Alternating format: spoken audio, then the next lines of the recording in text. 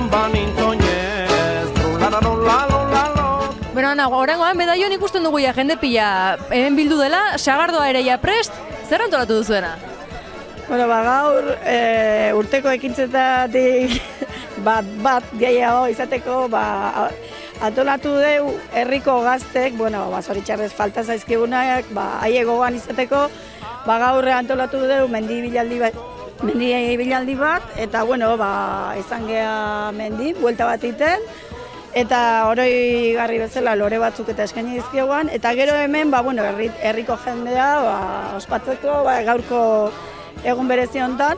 Lehen dena sozietateen antolatzen duen, baina goan ja nola badun abetxe eta arro gaude gainea, eta beraiek antolatuko zutela eta jarri deu txiria, eta 120 lagun izango beha biltzeko eta guztua.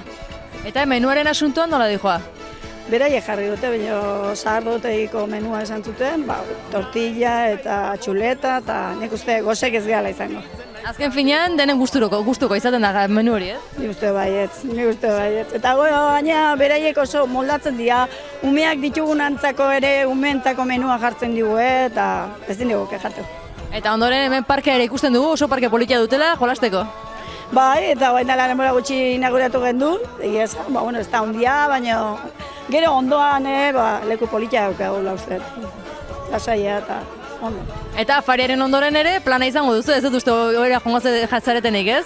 Bueno, gu behan ditugunok nik uste horiek junbarko deula, baina bestiak gaztea diarak eta aldutena ondoan askarateko festak dia, San Ferminak nola dian, urtero otxura dute arrea joteko eta ordu txiki joko bai.